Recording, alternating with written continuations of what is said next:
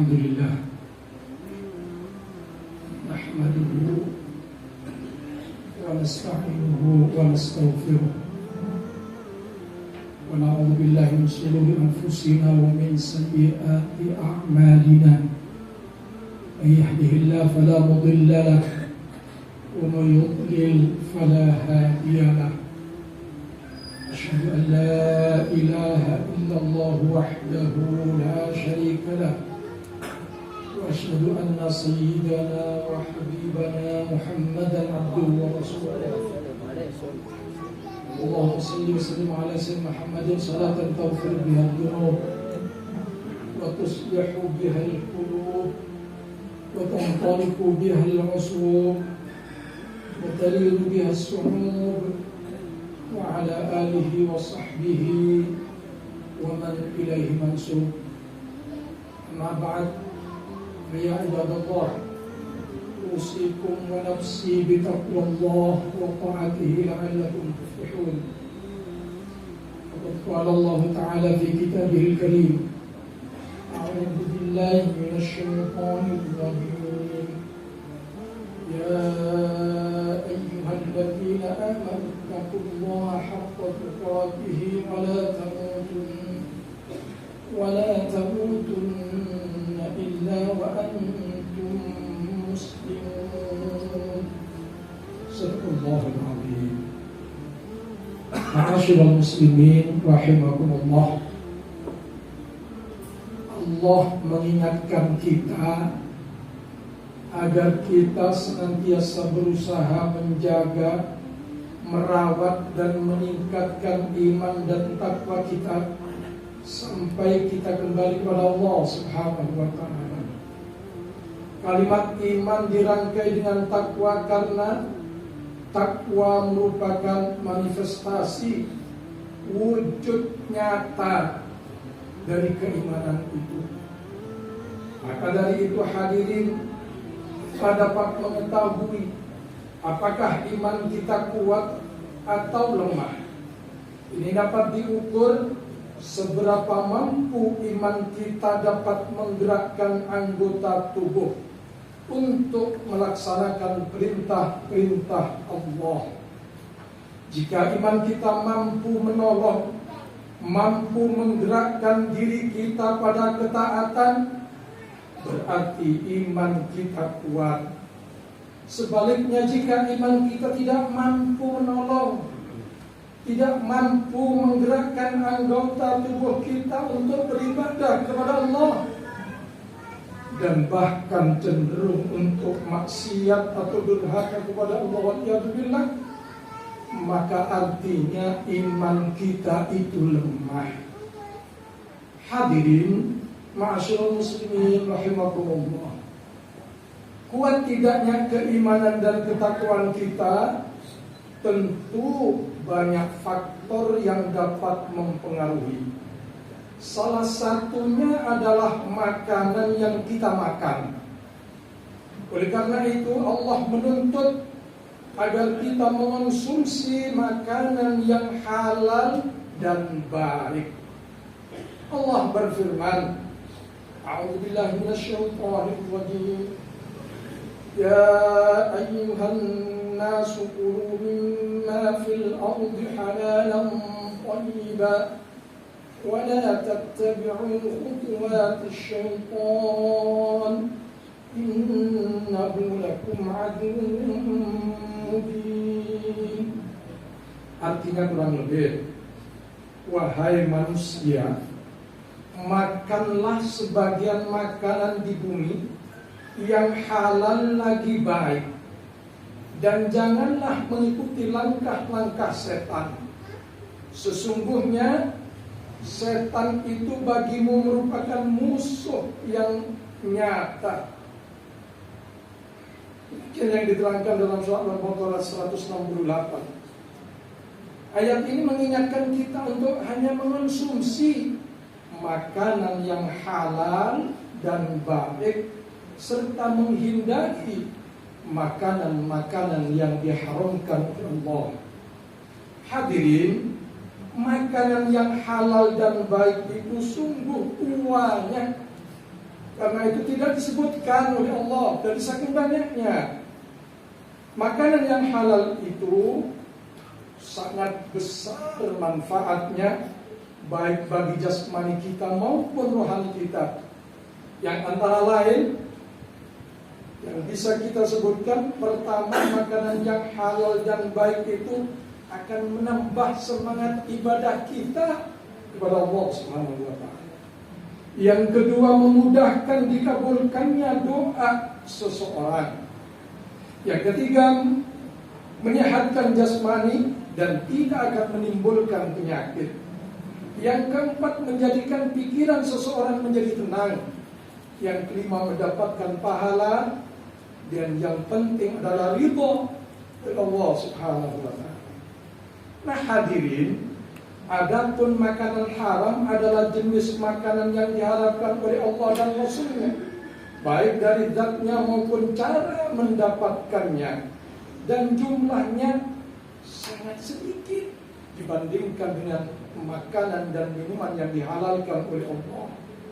Dari segi zatnya, makanan yang diharamkan adalah yang secara jelas disebutkan oleh Allah dalam Al-Quran dan hadis baginda Muhammad SAW, seperti babi, bangkai, darah dan lain sebagainya.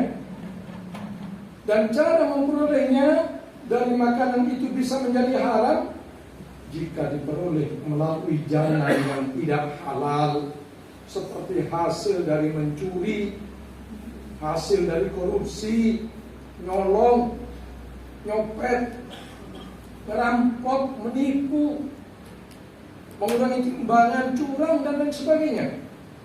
Nah, contoh-contoh tersebut adalah langkah dan tipu daya setan yang harus kita jauhi. Dan kalau kita mau menghindari, kita mau menjauhi, maka Allah akan memberikan yang halal.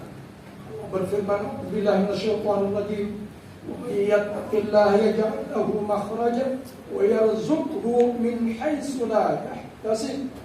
Siapapun yang bertakwa kepada Allah, niscaya Allah akan menjadikan baginya jalan keluar dan memberinya rezeki dari arah yang tidak disangka-sangka.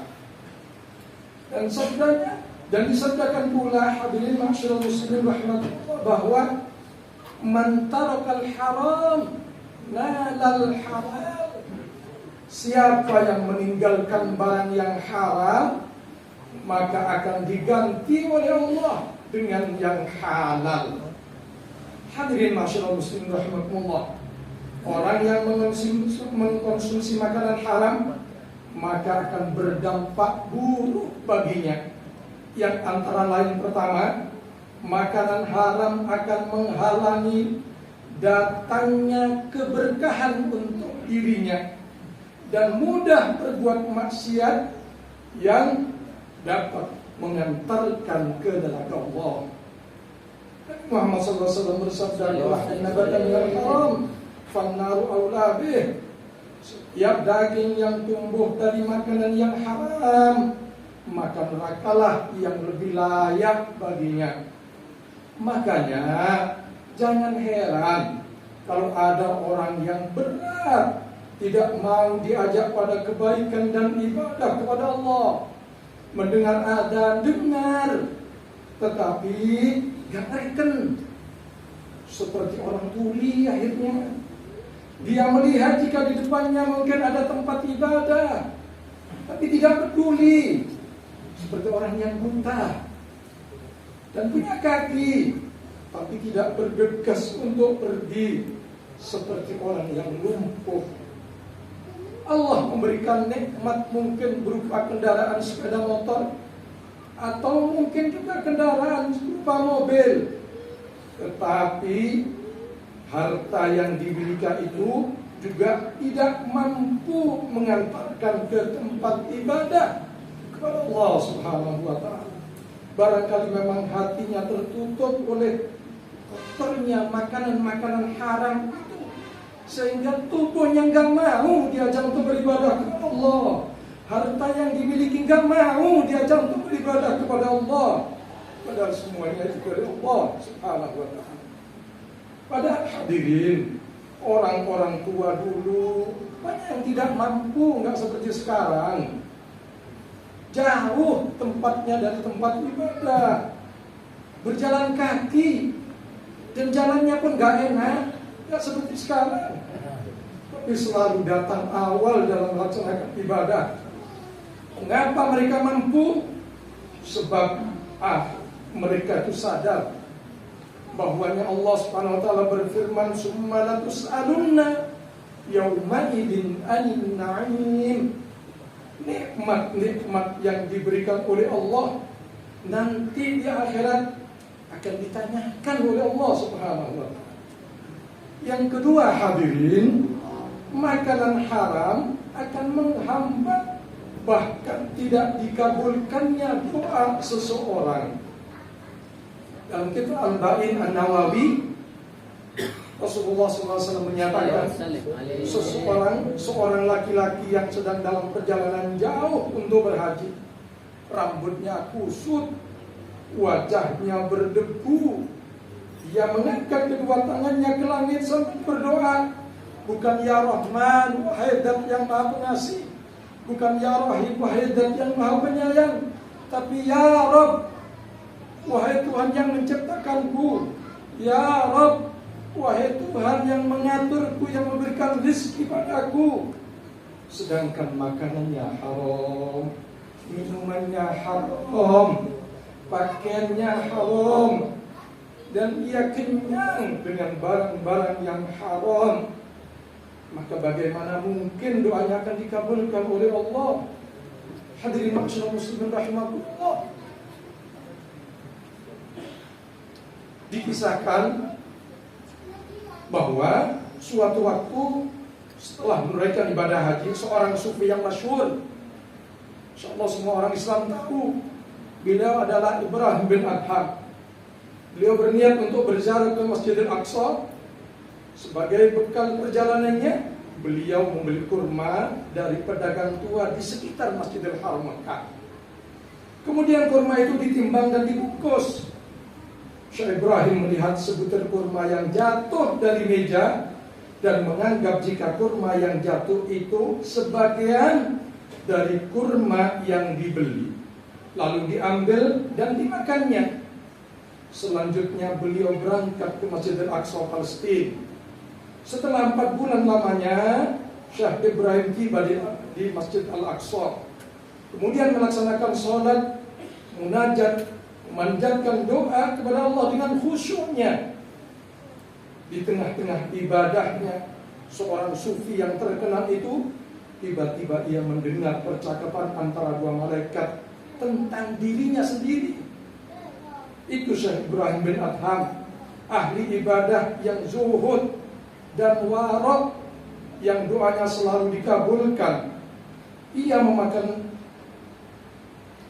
Allah Subhanahu wa taala selalu mengabulkan doanya, kata satu malaikat. Namun sekarang tidak lagi doanya ditolak oleh Allah, karena 4 bulan yang lalu ia memakan sebutir kurma yang jatuh dari meja seorang pedagang tua di sekitar Masjidil Haram. Jawab malaikat yang lain lagi. Allah memberikan kemampuan kepada Syekh Ibrahim mendengar percakapan kedua malaikat itu. Beliau sangat kaget. Dengan perasaan cemas dan was-was di hati, beliau berkata, jika selama 4 bulan ini ibadahnya, sholatnya, doanya, dan mungkin amalan-amalan baik lainnya tidak diterima oleh Allah Subhanahu wa taala karena sudah memakan sebutir kurma yang bukan haknya. Lalu beliau beristighfar dan langsung bergegas menuju Mekah untuk menemui pedagang tua penjual kurma itu agar dapat dihalalkan. Sesampainya di Mekah hadirin, langsung ke tempat penjual kurma itu. Namun sayang, sungguh sayang, di situ hanya ada anak muda. Nah, 4 bulan yang lalu saya membeli kurma di sini dari seorang pedagang tua. Di manakah dia sekarang? Dijawab oleh anak muda, oh, beliau sudah meninggal sebulan yang lalu. Saya anak yang meneruskan pekerjaannya dan berdagang kurma ini. Jawab anak muda itu. Inna lillahi wa inna ilaihi raji'un.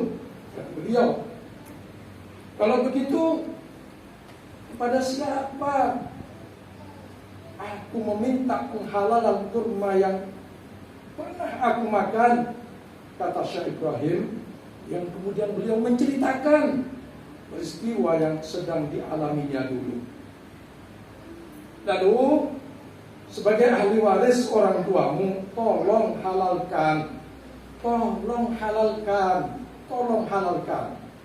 Oh iya, saya halalkan Pak. Tapi saya punya saudara 11 orang. Saya tak berani menghalalkan untuk mereka semua, karena mereka punya hak yang sama dengan saya. Baiklah kalau begitu, tolong berikan alamat saudara-saudaramu yang 11 itu, biar saya temui satu persatu dari mereka. Minta Syekh Ibrahim bin Adham.